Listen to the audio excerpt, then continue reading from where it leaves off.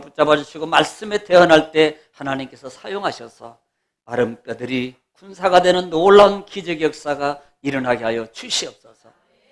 예수님의 이름으로 기도 올리옵나이다. 아멘. 할렐루야. 우리 하나님 말씀, 은혜 받을 말씀은 신명기 21장입니다.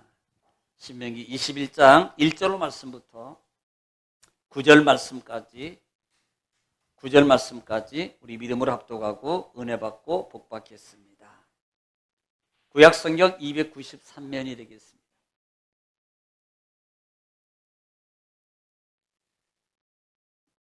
다 같이 믿음으로 합독합니다. 시작. 내 하나님 여호와께서 내게 주어 차지하게 하신 땅에서 피살된 시체가 들에 엎드러진 것을 발견하고 그 쳐 죽인 자가 누구인지 알지 못하거든 너희의 장로들과 재판장들은 나가서 그 피살된 곳의 사방에 있는 성읍의 원근을 잴 것이요 그 피살된 곳에서 제일 가까운 성읍의 장로들이 그 성읍에서 아직 부리지 아니하고 멍에를 매지 아니한 암송아지를 취하여 그 성읍의 장로들이 물이 항상 흐르고 갈지도 않고 씨를 뿌린 일도 없는 골짜기로 그 송아지를 끌고 가서 그 골짜기에서 그 송아지의 목을 꺾을 것이요 레위 자손 제사장들도 그리로 갈지니 그들은 내 하나님 여호와께서 택하사 자기를 섬기게 하시며 또 여호와의 이름으로 축복하게 하신 자라. 모든 소송과 모든 투쟁이 그들의 말대로 판결될 것이니라. 그 피살된 곳에서 제일 가까운 성읍의 모든 장로들은 그 골짜기에서 목을 꺾은 암송아지 위에 손을 씻으며 말하기를 우리의 손이 이 피를 흘리지 아니하였고 우리의 눈이 이것을 보지도 못하였나이다. 여호와여 주께서 속량하신 주의 백성 이스라엘을 사하시고 무죄한 피를 주의 백성 이스라엘 중에 머물러 두지 마옵소서 하면 그 피 흘린 죄가 사함을 받으리니 너는 이와 같이 여호와께서 보시기에 정직한 일을 행하여 무죄한 자의 피 흘린 죄를 너희 중에서 제할지니라. 아멘. 할렐루야. 오늘도 주님이 우리에게 귀한 시간을 허락해 주실 믿으시기 바랍니다. 오늘은 주님의 날입니다. 그리고 복된 날입니다. 오늘도 승리하셨습니다. 하나님이 여러분을 보시고 기뻐하시고 반드시 보상하십니다. 자, 이 시간 한번 따라하겠습니다. 오늘도 승리하셨습니다. 하나님이 보시고 보상하십니다. 하나님은 말씀으로 하십니다. 아멘하고 받으면 기적이 일어납니다. 반복이 능력입니다. 자, 옆에 분하고 한번 생각나는 대로 시작.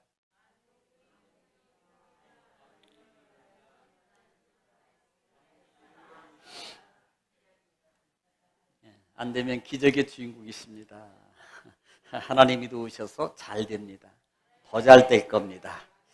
자, 우리는 반복이 능력이라고 그랬어요.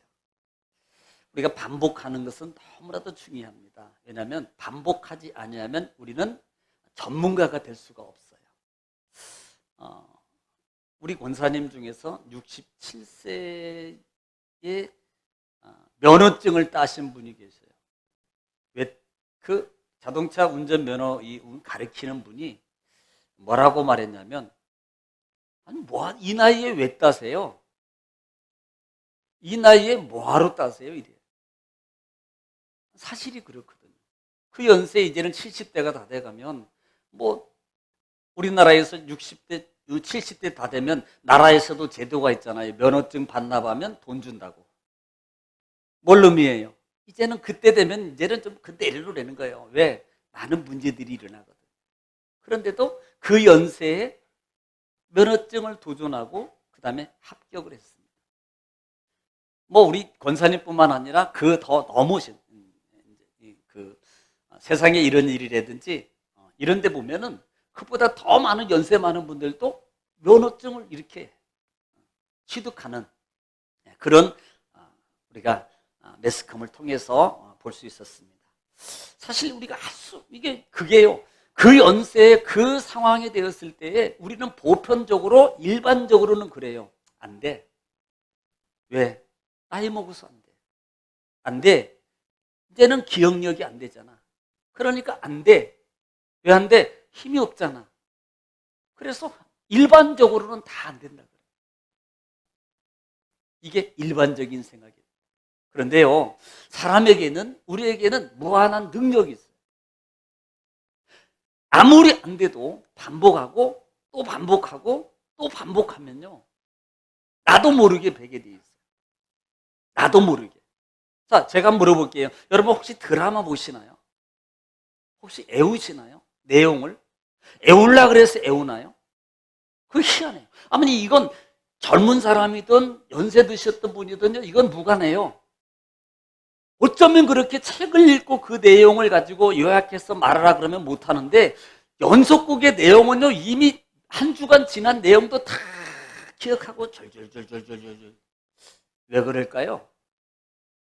아니, 그 연세에 기억력도 안 좋은데 왜 그러냐는 거예요. 자, 그것은 기억하니까, 나는 그것은 기억하니까 라고 생각합니다. 그러면 반대로 우리가 영적 일이든 어떤 사회생활 속에서 내가 안 된다고 생각했던 많은 일들을 볼 때 나는 어떻게 생각해요? 아유, 난 안 돼요. 이미 그 마음과 생각이 우리를 닫는 겁니다. 그것 때문에 무능해져요.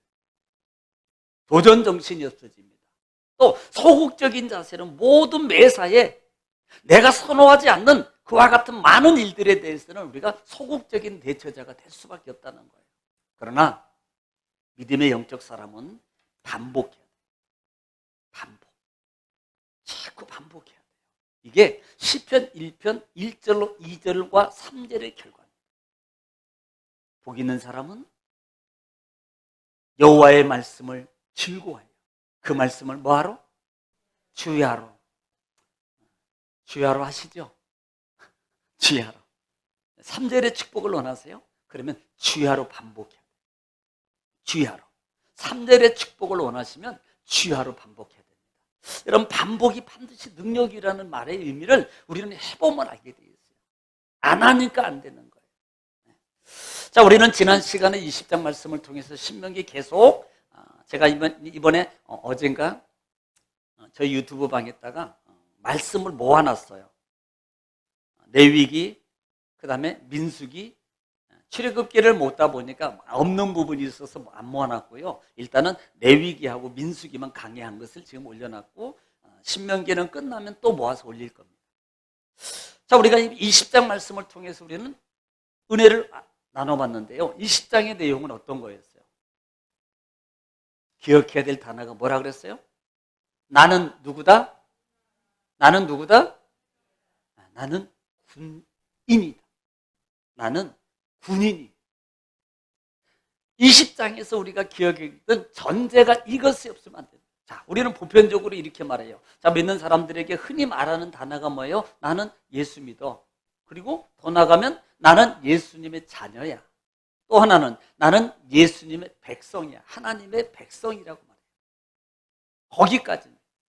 그런데 많은 믿음의 사람들 중에서는 흔히 이 단어를 쓰는 분은 극히 소수에 불과합니다. 나는 하나님의 군사야. 이렇게 말하는 사람은요, 차원이 있는 사람. 차원이. 따라합시다. 나는 하나님의 누구다?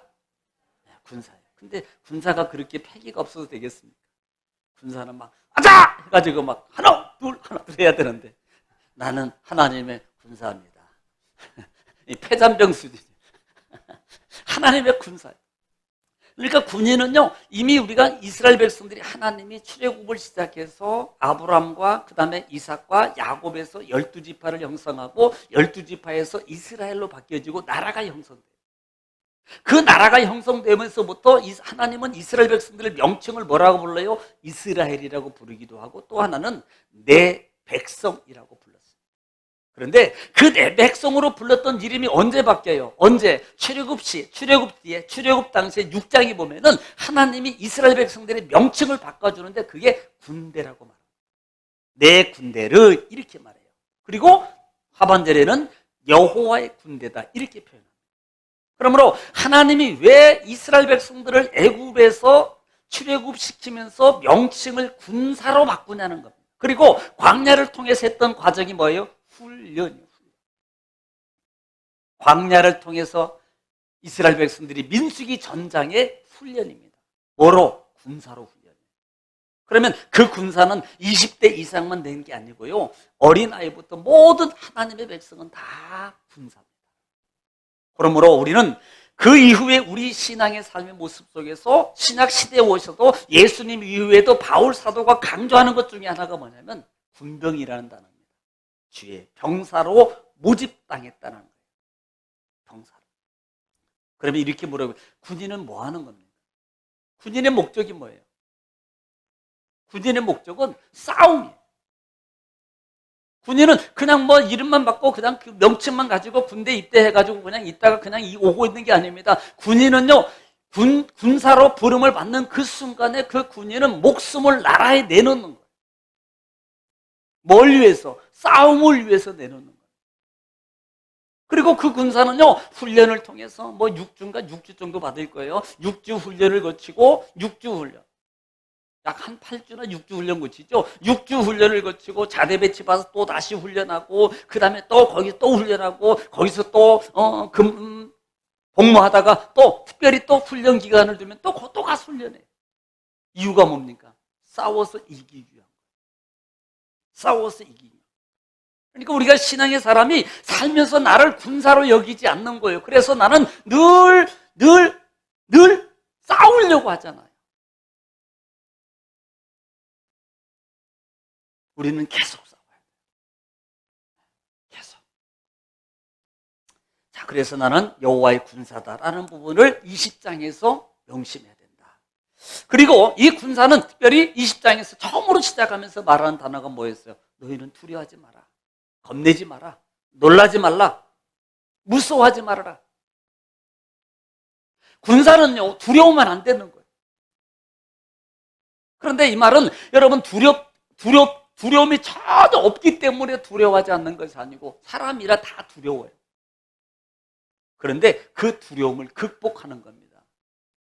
그 극복이 어디서 이루어져요? 성경은 하나님이 있다는 배경입니다. 그래서 그 다음 절에 보면은 나 여호와가 내 하나님 여호와가 너와 함께 할 거야. 그리고 내가 너와 함께 행동해 줄 거야. 이 전제가 붙어 있어요. 그리고 너희를 위해서 내가 대신 싸울 거야.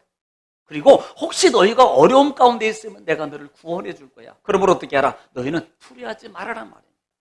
두려워요, 무서워요, 겁이 나요. 그런데 나의 배경이신 하나님을 바라보면서 두려움을 극복하라는 겁니다. 그 두려움의 대상을 위해서 싸워가라는 거예요. 그러면 하나님이 반드시 그 싸움에서 이기도록 역사해 주겠다는 겁니다. 도와주겠다는 거예요. 지혜 주겠다는 겁니다. 도울 자를 붙여주겠다는 겁니다. 할렐루야. 여러분, 두려움이 없어서 두려움이 하지 않는 게 아니고 두렵지만 겁나지만 무섭지만 하나님을 바라보면서 도우시는 하나님을 의지하면서 그 부분을 극복해 가라는 겁니다. 할렐루야. 또 나가서는 이 군사의 자격이라 그랬습니다. 자격 중에서 뭐라 그랬어요? 너희는 돌려보내. 어떤 자를 돌려보내? 네 가지 유형이라 그랬어요. 네 가지 유형. 첫째는 어떤 사람? 집을 짓고 상랑식을 안 했어요. 그런데 이 사람이 이렇게 말합니다.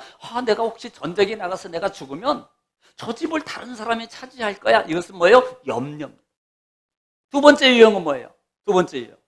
자, 과수원을 재배를 경작을 했는데 이 많은 과실이 많이 있습니다. 그런데 혹시 내가 죽으면 저 과실을 아마 타인이 다 가져갈 거야 라고 염려 속에 있는 사람.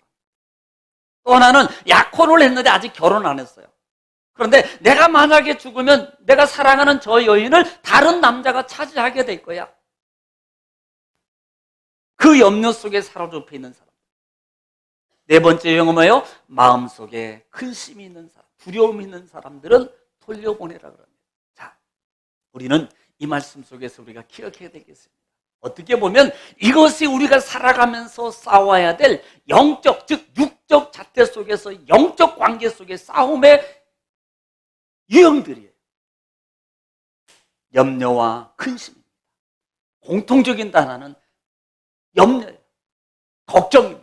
이거 어떡하지? 내가 죽으면 어떡하지? 내가 없으면 어떡하지? 이거 다른 사람이 가져갈 거야? 내가 이거 하면 이렇게 하지? 이런 마음 속에서 떠나지 못해요. 두려움 속에서 떠나지 못합니다. 이 염려와 근심 속에서 사로잡혀서 벗어나지 못하게 되는 거예요. 이것은 베드로전서 5장 7절 말씀 보면 이 부분을 뭐라고 말합니까? 이것을 마귀가 주는 거짓입니다. 계략입니다. 그래서 7절 말씀 이후에 8절 말씀, 9절 말씀까지 보면 너희는 굳건하게 대해서 마귀를 대적하라. 8절에는 우는 사자가 두루다니며 삼킬 자를 찾는다고 말씀하고, 어떤 사람을? 근심과 염려 속에 있는 사람이 밥이 되는 거예요. 그래서 9절에 너희는 강건하여서 굳건 믿음의 굳세서 마귀를 대적하라. 그러면 마귀가 피하게 돼 있어요. 자, 그래서 군사의 자격에 대해서 말씀을 드렸어요.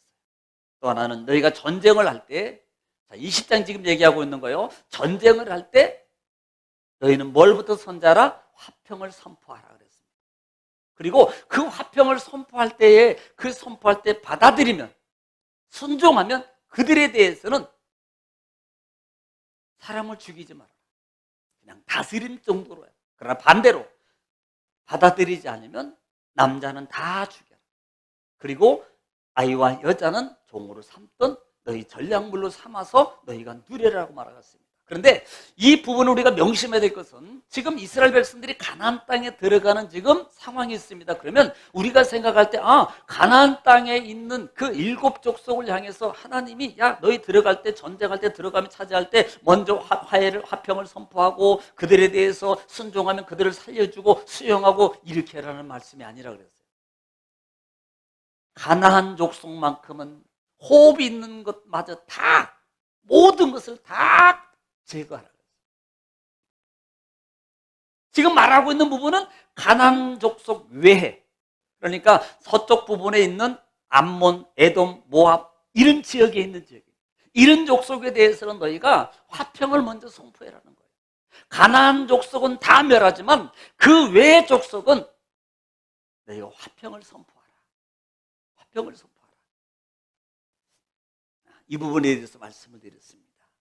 그리고 또 마무리 부분에 대해서는 너희가 애워쌌을 때 과실나무는 남겨두고 그 다음에 과일을 맺지 못한 나무는 다 너희 마음대로 처리해라. 교훈이 뭐라 그랬어요? 열매 맺지 못하면 도끼가 어떻게 한다고요? 성경은 찍어버려요. 그래서 열매를 맺어요. 열매 없으면 안 됩니다. 무화과 나무가 무성하게만 하면 예수님 말해요. 야, 찍어버려. 불에 던져. 그러나 열매를 맺으면 남겨두는 거예요. 보호하는 거예요. 저희도요, 옥상에 있습니다만 과실을 재배를 합니다. 그런데요, 문제가 있으면 다 따버리잖아요. 어제도 그냥 우리 집사님이랑 다 땄어요. 선사님. 필요 없는 것들은 다 따버렸습니다. 필요 없는 것들은 잘라버리는 거예요. 그래서 우리는 날마다 하나님의 선한 열매를 맺기 위해서 힘써야 됩니다. 그렇게 되기를 지금 축원합니다. 자, 오늘 21장입니다. 네, 시작입니다. 21장. 21장은 이 4가지 규정으로 되어 있어요. 이 4가지 규정에 대해서 말씀하라고 했는데 1절부터 9절까지는 미제 사건입니다. 이따가 말씀드리겠습니다만, 또 이 두 번째는 10절부터 14절까지는 전쟁 선포를 어떻게 해야 될 것인가, 전쟁들의 포로에 대해서는 어떻게 처리해야 될 것인가에 대해서 말씀하고 있어요. 또 15절부터 17절까지는 장자권의 중요성입니다. 이 부분도 여러분 중요합니다. 그 다음에 18절부터 23절 말씀까지는 패역한 자녀를 어떻게 처리할 것인가, 패역한 자녀는 어떻게 처리할 것인가에 대해서 21장에 대해서는 4가지 규정에 대해서 말씀하고 있습니다. 자, 오늘 한 절씩 또 천천히 읽어가면서 은혜를 나누겠습니다. 1절 말씀 읽겠습니다. 시작. 내 하나님 여호와께서 내게 주어 차지하게 하신 땅에서 피살된 시체가 들에 엎드러진 것을 발견하고 그 쳐 죽인 자가 누구인지 알지 못하거든. 예, 지금 문제가 발생했어요. 우리가 잘 아는 내용이 말 그대로예요. 우리 변방 지역에, 우리 지역에 따는 땅에, 우리가 살고 있는 이 땅에 세상에 사람이 죽은 시체가 발견된 거예요. 죽은 채 발견된 겁니다. 그런데 문제가 뭐냐면 누가 죽은지를 모르는 거예요. 누가 죽였는지 모르는 시체가 우리가 살고 있는 땅에, 이스라엘 백성들이 살고 있는 땅에 발견되거든, 이런 말이에요. 제가 이 말씀 보면서 뭐가 제일 먼저 생각난다면 영화 여러분 잘 알고 있는 살인의 추억. 혹시 아시나요? 송강호 주연에 나오는 살인의 추억. 그게 배경이 아마 제가 알기로는 화성 연쇄 사건을 아마 배경으로 제작되어진 걸로 알고 있습니다. 이 살인의 추억 가운데서 문제가 뭐냐면 그때 당시에 실제적으로 우리 여기 형사들 분도 계시지만 살인의 추억에서 그 송강호가 처음 수사를 시작하는데 사실 우리는요 보통 문제가 발생하면 가장 먼저 지목되는 대상이 뭐예요? 범죄자들이에요.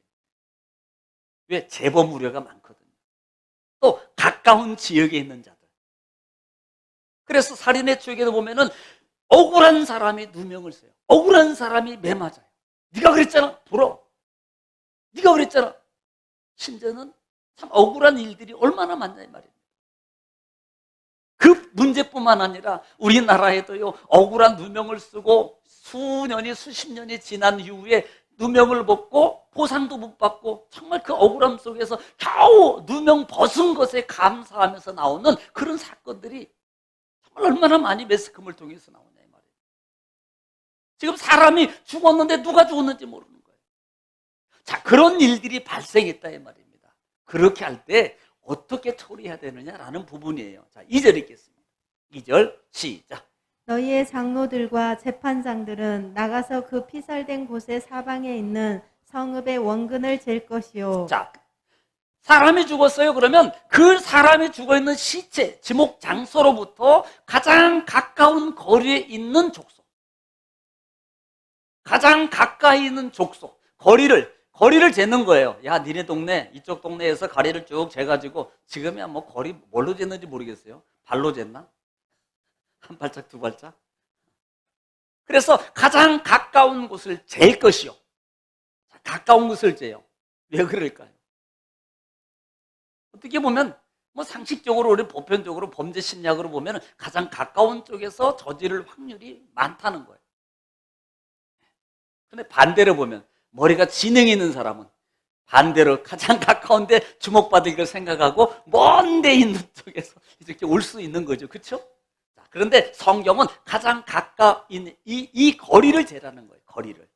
그 다음에 3절 읽겠습니다. 시작. 그 피살된 곳에서 제일 가까운 성읍의 장로들이 그 성읍에서 아직 부리지 아니하고 멍에를 매지 아니한 암송아지를 취하여. 자, 지금 가까이 쟀어요. 그러면요, 가까이 쟀으면 오늘 3절에는 그 피살된 곳에서 제일 가까운 성읍으로 지명이 받는 거예요. 사람이 죽었어요. 누가 죽었는지 몰라. 그런데 그 누가 죽었는지 모르는데 그 책임을 가장 먼저 질 수 있는 그 대상과 사람이 누구냐면 가장 가까이 근접해 있는 족속. 그래서 거리를 재는 거예요.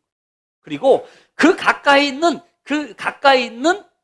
족속이 행해야 될 것 중에 뭐냐면 장로들이 나와서 성읍에서 아직 부리지 아니한 멍에를 메보지 않은 어린 송아지를 취하여서 어린 송아지를 취해요. 자, 그럼 책임을 누가 져요? 가까이 있는 사람이죠. 가까이. 우리는 뭐 보지도 않았는데 어떻게 해요? 그 부분이 나중에 또 나와요. 나중에 읽다 보면 또 나옵니다. 4절 읽겠습니다. 4절 시작. 그 성읍의 장로들이 물이 항상 흐르고 갈지도 않고 씨를 뿌린 일도 없는 골짜기로 그 송아지를 끌고 가서 그 골짜기에서 그 송아지의 목을 꺾을 것이요. 자, 가까이 있는 장로들이 와서 이제는 어린 송아지를 취해가지고 그 다음에 물이 항상 흐르고 있는 또 한 번도 갈아보지 않는 그 밭에 있는 곳의 장소에 가서 그 송아지의 목을 꺾으라는 거예요. 자, 왜 그럴까요? 왜? 물론 이 부분의 전체적인 의미는 가장 큰 의미는요. 나중에 결론적으로 말씀을 드리겠습니다만은 속죄 의미가 있습니다. 또 하나는 부정이에요. 정결 규례의 의미가 이 속에 포함되어 있어요. 그런데 왜 항상 흐르고 있는 물이라는 겁니다. 보편적으로 우리가 레위기를 통해서도 배웠고 부정에 관한 얘기를 우리가 민수기에도 말씀을 통해서 드렸습니다만은 이 흐르고 있는 물이라는 부분은 여러분 만약에 있어요. 예를 들어서 뭘 잡는데 고기를 잡는데 생선을 잡는데 만약에 고여있는 물에서 잡습니까? 아니잖아요. 흐르는 물에 잡아야지 그 냄새가 뭐 창자, 내장, 어떤 피라든지 이런 부분들이 다 더러운 것들이 쓸려서 다 내려가는 거예요. 만약에 고여에 있는 문제 잡으면 그곳이 고여 있었어요. 나중에 그것이 썩게 되고 부패되게 되고 문제가 악취가 나게 되고 거기에서 병균이 발생할 수 있는 거예요. 그래서 너는 흐르는 물에 가서 씻으라고 말해요. 자, 이 부분을 레위기 14장 5절 부분에 한번 보겠습니다. 레위기 14장 5절.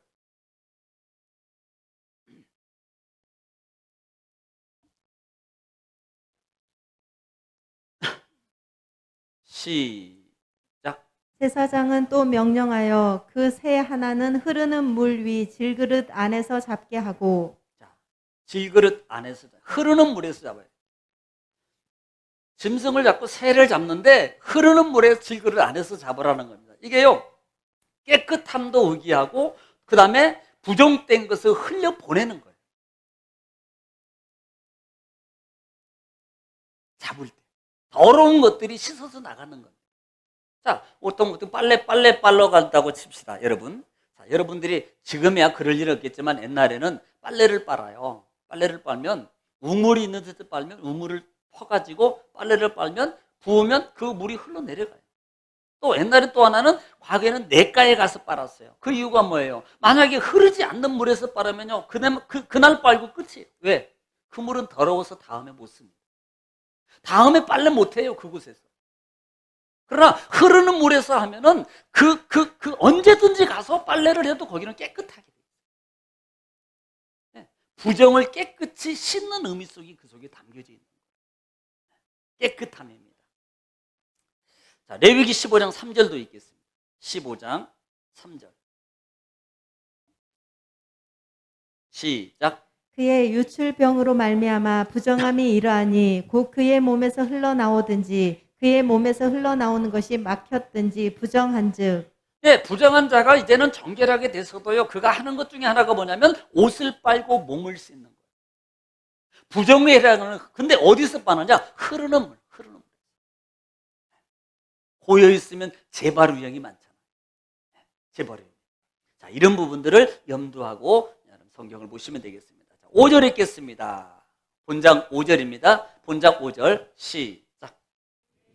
레위 자손 제사장들도 그리로 갈지니 그들은 내 하나님 여호와께서 택하사 자기를 섬기게 하시며 또 여호와의 이름으로 축복하게 하신 자라. 모든 소송과 모든 투쟁이 그들의 말대로 판결될 것이니라. 네, 결과론적으로 판결은 누가 하는 거예요? 제사장과 레위인들이. 판결의 권한이 하나님께서 이 레위인과 제사장들에게 이미 부여해 준 거예요, 권한이.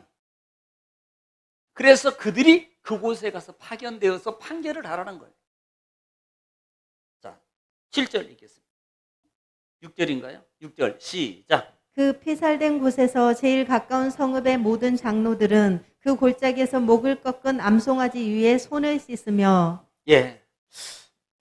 자, 암송아지 위에서 손을 씻는 거예요. 여러분 뭐가 생각나나요? 혹시 우리가 그 예수님이 복음서에 보면은 예수님이 마지막 십자가에 내어놓은 장면입니다. 빌라도가 이래요. 야, 오늘은 너희 절기인데 야, 예수님을 놓아줄까? 아니면 다른 사람을 놓아줄까라고 요구할 때 백성들이, 이스라엘 백성들이 뭐라고 했어요? 야, 예수님 말고 살인자다. 오히려 우리 어떻게 보면 예수님을 좀 주세요, 내놓으세요 했으면 예수님이 십자가에 못 박힐 일이 없습니다. 이스라엘 백성들이 예수님을 원하지 않았어요. 그리고 오히려 예수를 십자가에 못 박으라고 말합니다. 그때 빌라도가 어떻게 했어요? 손을 씻었어요. 물에. 물 가져와. 그리고 빌라도가 손을 씻습니다. 나는 아무 상관없어. 혹시 영화 보셨나요? 그렇게 말해요. 나는 죄 안 졌어. 내가 한 거 아니야? 내가 한 거 아니야? 그럼에도 불구하고 사도신경에 지금 계속 나오잖아요, 빌라도. 지금 그런 의미를 담고 있다 이 말입니다. 손을 씻는 의미가. 그러니까 부정이에요. 나는 관계가 없어. 나는 이거 아무 관계가 없습니다. 또 깨끗하게 씻는다는 말의 의미는 이 부정의 의미예요. 더러운 거. 그러니까 제사장이나 레위인들이 항상 하나님과 관계성이 있는 곳으로 움직일 때는 항상 했던 게 뭐예요? 손을 씻는 거예요. 손발을 씻는 겁니다. 자, 성막을 통해서 우리가 성막을 보세요. 문을 들어가면 가장 먼저 있는 게 번제단이에요. 그리고 두 번째 접하는 것이 하나님의 정말 밀접, 하나님 앞으로 가기 위해서, 하나님 만나기 위해서 첫 번째 해야 될 것 중에 하나가 뭐냐면 물두멍입니다. 성소, 지성소를 들어가기 전에 성소 앞에 물두멍이 있다 그랬어요. 그 물두멍은 뭐 하는 거예요? 물이 담겨져 있는 겁니다. 혹시 천주교 가보셨나요? 제가 아마 고등학교 때인가 중학교 때 친구들하고 명동에 놀러 가서 야, 우리 한번 천주교 한번 들어가 보자. 문이 열려 있더라고요. 그래서 들어가 봤어요. 들어갔는데 그 물두멍이 성전, 그러니까 성전이겠죠. 성전 맨 뒤쪽 벽 쪽에 있더라고요. 보통 하면 앞에 있어야 되는데 안에 들어가서 맨 뒤쪽에 이렇게 그릇이 있더래요. 물그릇이. 원칙적으로 말하면 그게 뭐냐면 보통 성수라 그러더라고요. 그래가지고 찍어가지고 뭐 막 이렇게 하는 것 같아요. 그러니까 하나님 만나러 들어가기 때문에 제사장들이, 레위 제사장들이 항상 첫 번째 했던 것 중에 하나가 손발을 닦는 거예요. 물두멍에서. 뭐예요? 정결, 부정한 것을 씻는 것을 의미하는 거예요. 그 의미가 담겨져 있다. 자, 7절 읽겠습니다. 본장 7절 시작. 말하기를 우리의 손이 이 피를 흘리지 아니하였고 우리의 눈이 이것을 보지도 못하였나이다. 8절 여호와여 주께서 속량하신 주의 백성 이스라엘을 사하시고 무죄한 피를 주의 백성 이스라엘 중에 머물러 두지 마옵소서 하면 그 피 흘린 죄가 사함을 받으리니. 아멘. 지금 뭐라고 말하냐면 손을 씻으면서 제 재물 위해서 번제물 송아지 위해서 손을 씻으면서 이렇게 말하는 거예요. 이렇게 말하는 겁니다. 우리 손이 이 피를 안 흘렸고 우리 눈이 보지 못하였고 여호와께서 속량하시고 주신 백성을 사하시고 무죄한 피를 주의 백성에서 이스라엘에게 머물러 주지 마옵소서라고 하면서 손을 씻는 거예요. 그러니까 종합적으로 본다면 이스라엘 백성들에게 부정적인 것이 머물러 있지 않도록 해달라는 겁니다. 왜냐하면 죽음은 부정이에요. 자, 레위기를 모르면 이 관계를 모릅니다. 자, 죽은 시체가 있으면 그 땅이 부정돼요. 죽은 시체를 만지면 만진 사람이 계속적으로 접하면 부정자가 됩니다. 그래서 이 부정된 모든 요소들을 제하기 위한 하나의 과정이에요. 우리는 여기서 두 가지 모습을 봐야 된다. 자, 9절 읽고 결론적으로 제가 말씀드리겠습니다. 시작. 너는 이와 같이 여호와께서 보시기에 정직한 일을 행하여 무죄한 자의 피 흘린 죄를 너희 중에서 제할지니라. 자, 너희 중에서 제할지니라 그랬어요. 무죄한 자예요. 자, 1절부터 9절까지 내용을 종합적으로 말합니다. 주는 교훈은 두 가지예요. 하나는 부정을 제하라. 죽은 시체가 있으면 부정이 있어요. 그 부정은요, 결국은요, 그 부정된 자가 옆에 접하고 물건을 만지고 하면 레위기에서는 계속 온 백성이 다 부정된 자가 돼버리는 거예요. 그러면 문제가 발생합니다. 하나님 앞에 나갈 수가 없습니다. 하나님 만날 수 없어요. 그래서 이 부정을 제하는 이 의식을 행해야 돼요. 하나님 머물지 않게 하옵소서. 머물지 않게 하옵소서. 자, 두 번째 우리가 또 생각해 볼 수 있는 게 뭐냐면 분쟁입니다. 의심입니다. 또 하나는 두려움이에요. 자, 이렇게 보겠습니다. 사람이 죽었어요. 그러면 누가 죽였지? 니네가 죽인 거 아니야? 아니야, 니네가 죽인 거 아니야? 야, 니네 족속에서 죽였을 거야. 자, 의심이 생기는 거예요. 또 하나, 사람을 죽이면 반드시 그 사람을 찾아서 죽여야 됩니다. 그러면요, 그 살인의 관계 속에서 사람을 찾고 그 다음에 의심하게 되면요, 의심이 서로 뭘로 발달해요? 분쟁의 요소로 발달. 뒤끝이 생겨요. 그래, 니네 쪽에서 죽였는데 안 죽였다 그래? 그래, 너희도 한번 두고 보자. 그리고 나중에 또 무슨 일이 발생하게 되고 또 발생하게 되면요, 이게 꼬리에 꼬리를 물고 계속적으로 번식해서 나중에는 악의 무리가 관영하게 돼 있는 거예요. 제가 볼 때 그러는 거예요. 성경을 보면서 곰곰이 생각해 봤어요. 왜 이렇게 하라 그러지? 그 이유 중에 하나가 바로 이 부분이라는 겁니다. 죽은 시체가 있어. 누가 죽였지? 니네가 죽인 게 아니야. 여러분 보세요. 당사자가 예를 들어서 우리가 남의 일이지만 그렇지만 내 가족이나 내 친척이 혹시 이런 일을 당했을 때 우리는 모든 사람을 의심해 두고 여지를 두고 바라보게 돼 있는 거예요. 저 사람이 죽은 거 아니야? 이거 지난번에 전화하던데 저 사람이 죽은 거 아니야? 지난번에 뭐 돈 빌려달라고 그랬는데 안 줬다고 저 사람이 죽은 거 아니야? 저쪽 동네 사람이 죽은 거 아니야? 그러면 계속적으로 의심이. 그리고 반대로, 자, 의심을 받는 대상을 생각해 보시죠. 만약에 나는 아무 무관해요. 그런데요, 의심을 받아요. 기분이 나빠요. 불신이 생기는 거예요.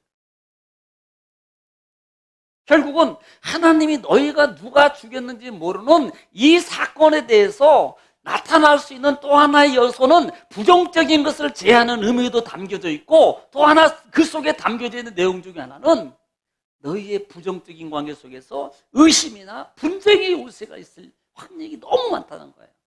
이것을 없애는 과정. 미움이나 다툼이나 분쟁의 요소. 그래서 하나님의 방법으로 해결해요. 그리고 결론적으로 말할 수 있는 것 보면 또 하나가 뭐냐면 범죄, 재범 방지예요.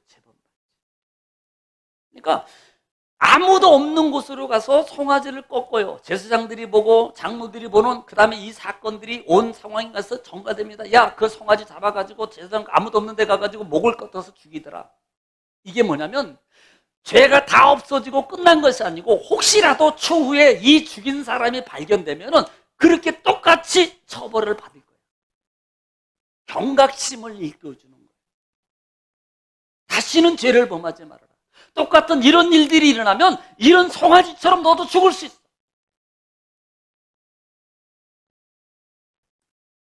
재범을 방지하기 위한 하나의 방편이죠. 우리가 기억해야 될 것이 있습니다. 하나님은 첫째는 종합적인 것은 정결이다. 네. 죽은 시체로 말미암아 피로 말미암아 어떻게 되게 되어 있어요? 부정하게 되어 있어요. 부정하면 죄입니다. 하나님은 만날 수가 없어요. 그래서 그 부분을 해결하는 부분. 또 하나, 의심의 소지. 이것은 분쟁의 소지가 있다. 그래서 그 분쟁의 소지를 하나님이 잠재우게 하는 거예요. 또 마지막으로는 재범의 방지라고 그랬습니다.